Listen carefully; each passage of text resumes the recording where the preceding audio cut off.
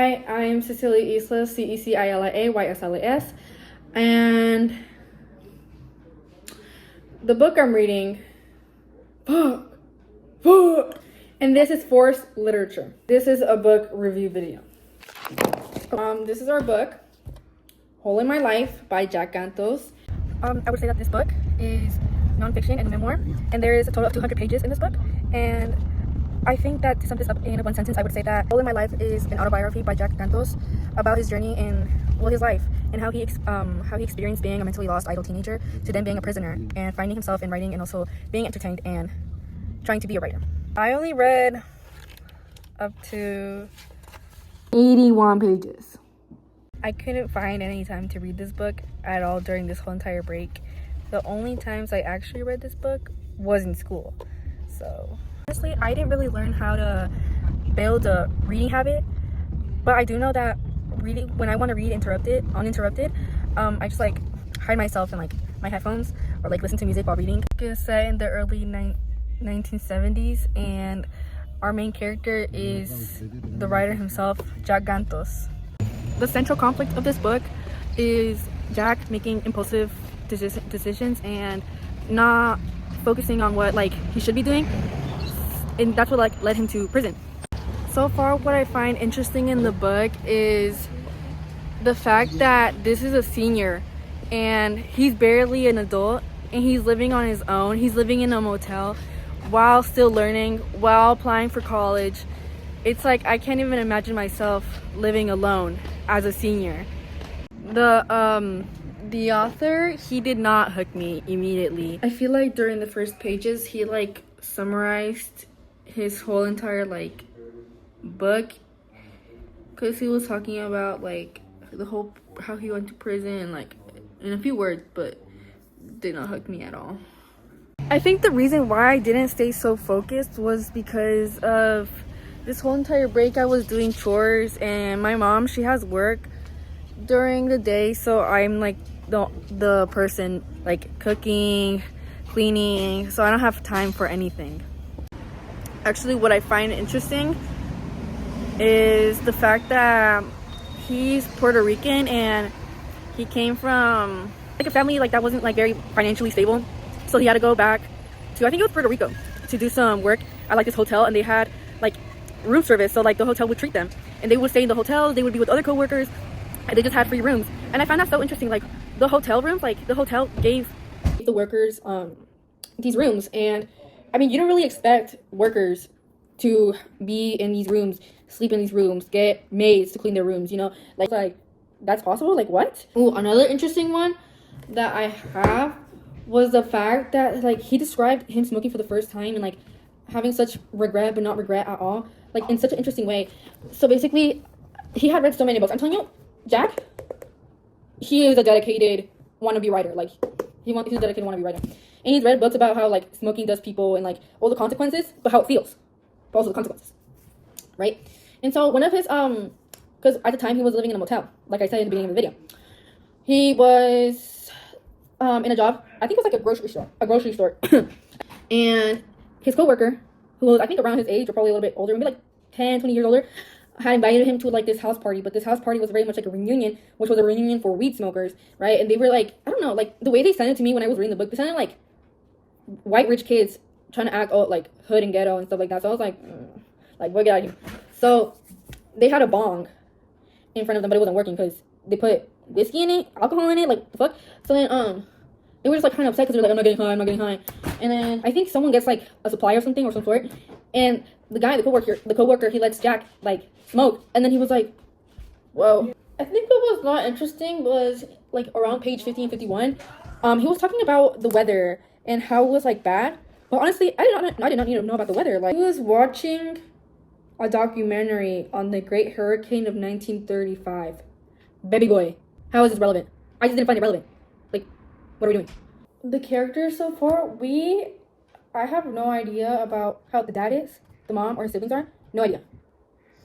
And this family that he was with for a few months, the Bacons, they were like, I don't know, they gave off a very like strict religious vibe. Honestly, like it was kind of Jack's fault for being a dickhead and coming to the house drunk, first of all, vomiting on the carpet, second of all, and wasting their phone bill, third of all. Like, the way that the Bacons handled it was very much like, I'm concerned. Jack, the main character, I love him already.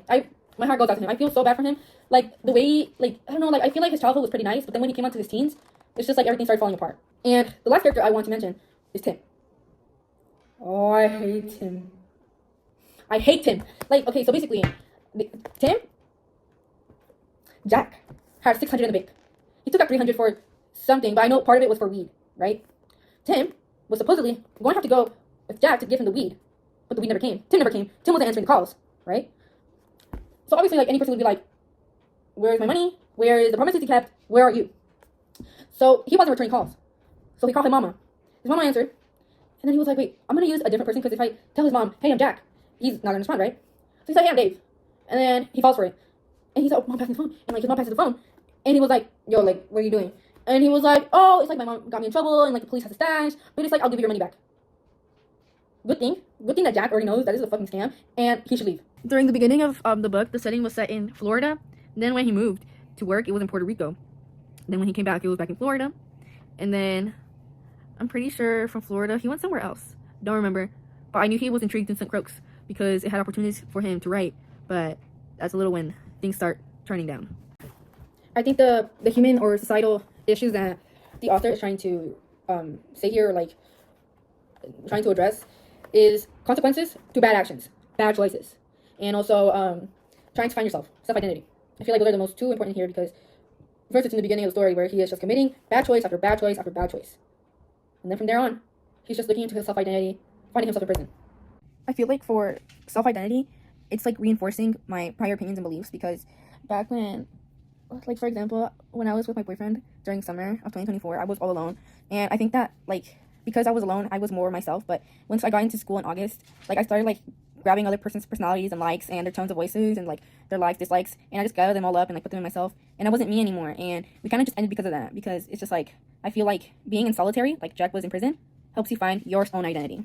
But for actions for bad consequences, I feel like that really changed my perspective from this book because I feel like from his writing, I feel like you can really like tell that he didn't know that he was doing bad actions until it was too late. So, and you can even read it, like you feel like you're in the story and you feel like, oh, he's not even doing anything that bad. And then you realize later in the book, you're like, oh, like he shouldn't have done that in the first place. And it kind of made me realize that sometimes you do actions that you don't think much about, but will have consequences. And like people just do stuff not thinking about the future, but then the future will haunt that past, and that past is your present, which you're not really thinking much about. You really don't know what you're about to do until you get there and it's too late to move back. So, there's not really any colors being mentioned. He probably mentioned yellow one time about how it was so ugly, but made his cover yellow. What is being repeated is weed, drugs, writing. And I think why the author did this is to show us his main ideas, like his main themes, you know. Oh, like, I lost my life because of drugs and weed. But once I had lost my life, I realized how much writing was important to me and how much I wanted to be a writer. So I just think that he mentioned weed, drugs, and writing so much so we can understand that his goal in life, he wanted to be a writer, but because of weed and drugs, he could have never been a writer, and he had lost his life completely. I feel like the mood that this book gave off was very much like regret and like loneliness. Just like something big that reveals Jack's personality was his books that he would write in his high school days. So he had like these books that he would write, like he had separate sections. So a section would be for like vocabulary words, for big words, and he would try to like write them down so he can use them in like other meetings. Then there was another part which I think was like for his own thoughts and like his own whatever like he thought, he would just write it down. And then there was another one that I think would like write books, but he had several books with different sections where he would read books, read articles, and he would write them all down, the things that he didn't know, the things that he wanted to know, and everything. It was just like, what the heck? And I feel like that revealed a lot of his personality, because it's like you don't see like especially a guy. You don't see a guy like do that kind of stuff. So I feel like that revealed the intellectually side of his personality and how he's so dedicated to writing. Like, wow, like I love writing, but I'm not that big of a writer. I think a decision that came from him that really surprised me was the fact that he took $300 from his bank account, which was half of his money. He had $600 in the bank and he took out $300 just for Tim, and he lost all that money down the drain, and he will not be able to get that back because Tim is a son of a bitch. The whole like getting $300 at the bank was like the whole like deal with weed and stuff like that. Like, why would you take out $300 out of the bank for weed? And it's like, oh, like most people do that, but why Jack Gantos? I mean, he literally read about the consequences. He knows the consequences. He knows what will happen to him, but he still keeps on going, and it's just like, it makes you realize how bad of an addiction this is.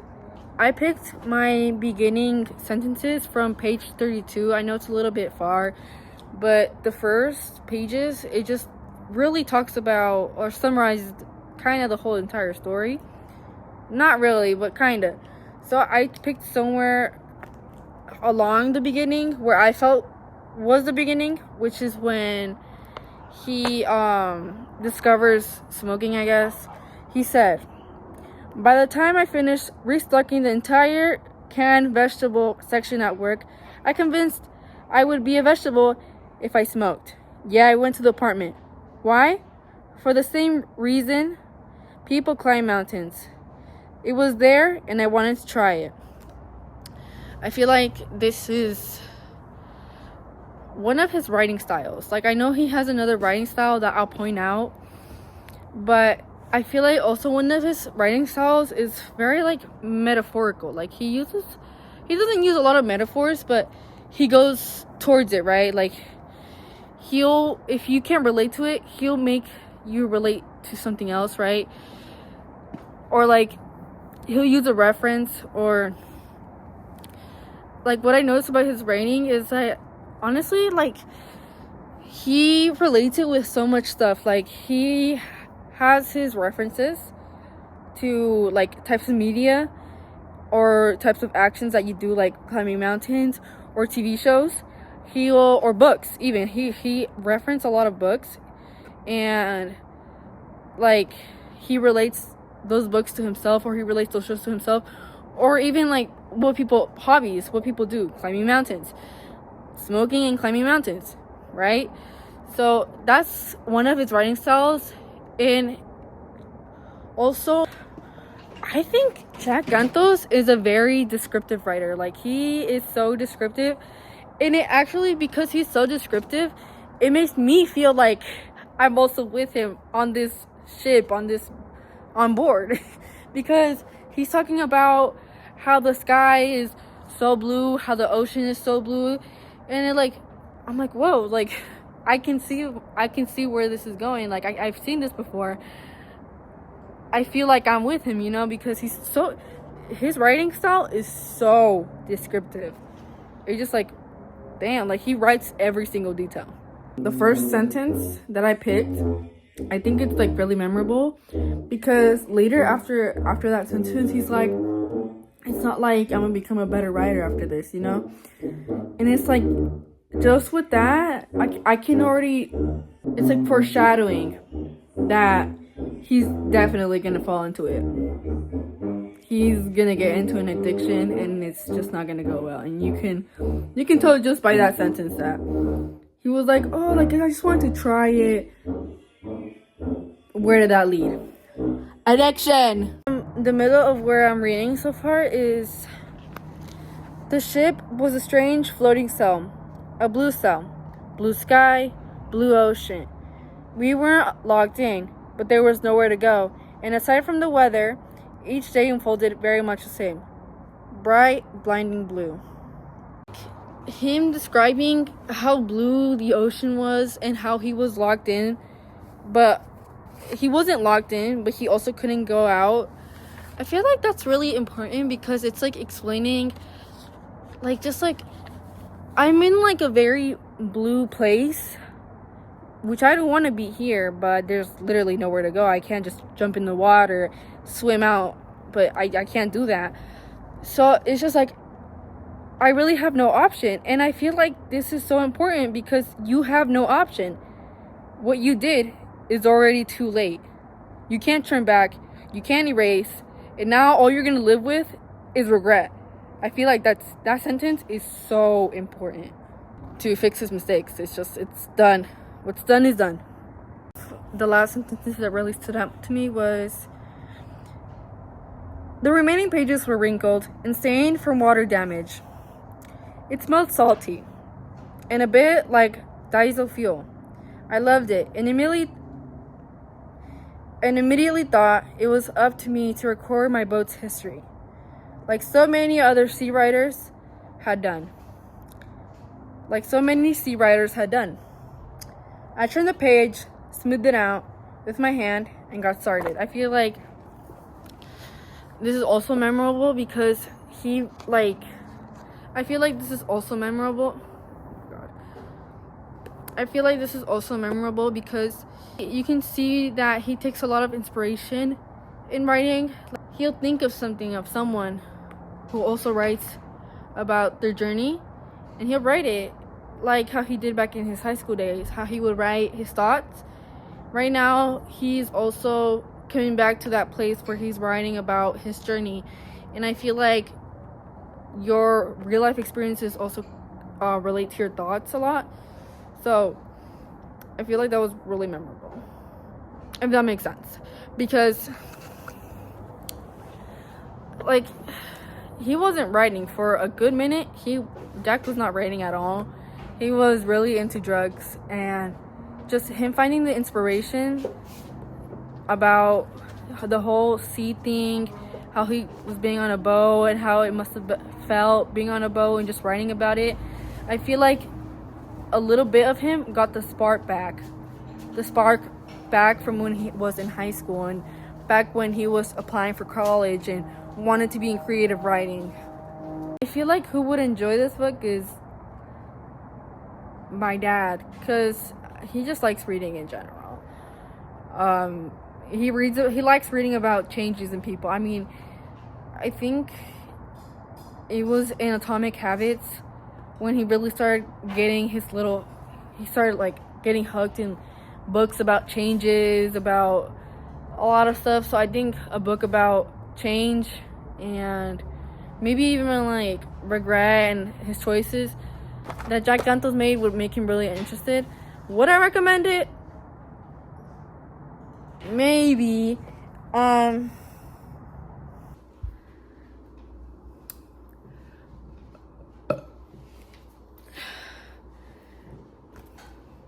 This is forced literature.